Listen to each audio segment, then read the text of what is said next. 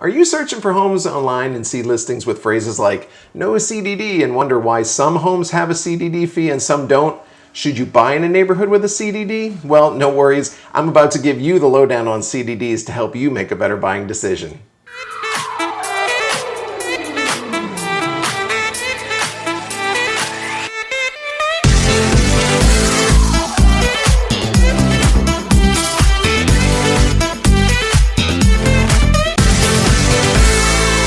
Hello, my name is Bill McCue from the We Sell Sarasota Group. I'm going to briefly discuss CDDs today. What they are, what do they pay for, what's the average cost, and what's the difference between an HOA and a CDD. I also have a money-saving tip for you regarding CDDs, so stick with me to the end to determine whether or not you should consider a home in a CDD area. So let's start.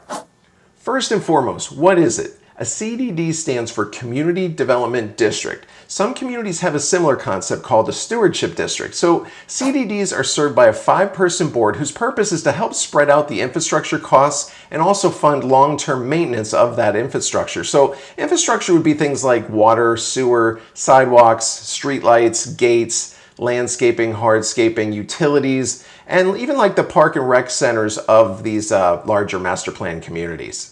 So how does a CDD spread out those infrastructure costs? Well, the Community Development District issues a long-term tax-exempt bond for financing of the development and certain facilities and infrastructure in lieu of the county government doing it or the developer funding those costs with their own finance money. So what this does is it enables the development of the infrastructure at a lower all debt cost. So those bonds are repaid through an annual special assessment on the land, and those costs will be shared by future resident landowners through the CDD fee.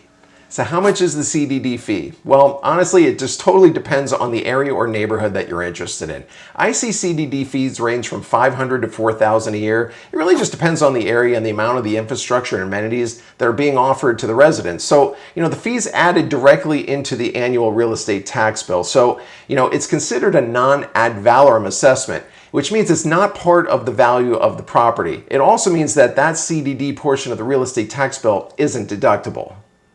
All right, so another question I get is, what's the difference between a CDD and an HOA fee? So while these fees have similar aspects, they are actually different. A CDD fee is typically about larger scale infrastructure and the maintenance of that infrastructure, and that might be for an area larger than the specific neighborhood. And the fee is actually part of your real estate tax bill. An HOA fee is charged by the established homeowners association of a specific neighborhood where you live, and that's going to cover the normal operating expenses of the HOA. HOA fees, they're going to be billed annually or semi-annually or monthly or quarterly, and it's actually not part of your real estate tax bill. Will the CDD fee ever go away? Not entirely. The fee has two parts, and the first part is a bond payment. When the bonds were originally acquired, they may have been for like a 15 to a 30-year period, and once that bond has been paid in full, that portion of the CDD fee will actually end. But the second part of the CDD fee is the operations and maintenance of the infrastructure that was acquired through the CDD. That's an ongoing maintenance fee, and it's going to rise with inflation. All right, so here's a money-saving tip that many buyers, sellers, and even some realtors don't know. If you really like a CDD neighborhood but you hate the thought of that fee, you can actually get the CDD fee reduced if you negotiate the bond to be paid off by the seller as part of your negotiation. See, the bond is a fixed expense, and the owner can pay the bond portion of the CDD off at any time. So, the operations and maintenance is not fixed. It's an ongoing expense, and it's going to last forever. So if you negotiate the bond portion to be paid off by the seller as part of your deal, you're going to reduce your annual CDD expense substantially, and the bond portion of a CDD could be a substantial number. I mean, each community is different, but I've seen CDDs where over half of the fee was the bond payment. So if the seller pays the bond payment off at closing, you're going to enjoy considerable CDD expense savings each year. So, is it harder to sell a home that has a CDD? Well, the answer to that is it just depends. Initially, out-of-state buyers who never heard of a CDD before might have trouble wrapping their head around the concept and might not see value at first. But, as buyers look at more communities, they often comment how beautiful these particular CDD communities are, and they actually really want to live there. So, That's partly due to the CDD fee. So, beautiful communities sell homes. On the flip side, in Sarasota County, we don't see as many CDD communities as the Manatee County neighbor to our north. They have a lot of CDD communities like Lakewood Ranch, University Place. There's a whole bunch of them. But, one of the big selling points to say, Palmer Ranch in Sarasota compared to Lakewood Ranch is that Palmer Ranch communities typically don't have CDDs added into their tax bill. So the overall real estate tax bill is lower than Lakewood Ranch for a comparable home. Is buying a home in a CDD area a good decision for you? Well, that really depends on the buyer and what's important to that particular buyer. If a buyer wants an amenity-rich community with that ultra suburbia feel, that manicured look, CDDs are going to be a great match. But if the buyer's looking more for lower overhead, doesn't really crave that picture-perfect suburbia, it's not a top wish list item, well, that buyer might not be into a CDD area. And there's plenty of nice neighborhoods that are not in CDD areas. And you know what? A good, competent real estate agent is going to help you identify those. So how do you identify CDD neighborhoods when you're looking at homes online, like on a Zillow or Realtor.com? I actually get this question all the time. Or why are the taxes on two homes on the same street so different? I mean, they're the same home. Why are the taxes radically different?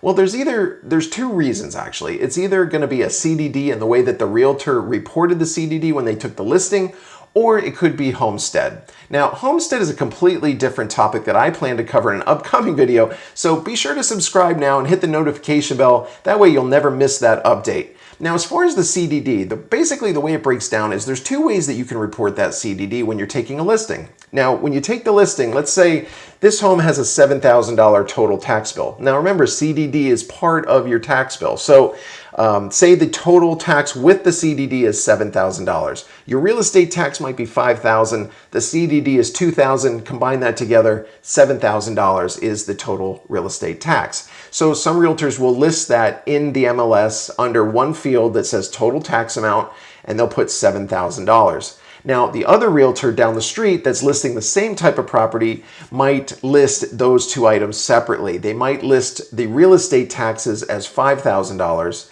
and then list as a separate line item the CDD for $2,000. So, Zillow, Realtor.com, these, consumer websites don't have the sophistication to know whether or not a realtor intended to combine those fees or not. So that's why you'll see a radically different fee with two houses in the same neighborhood.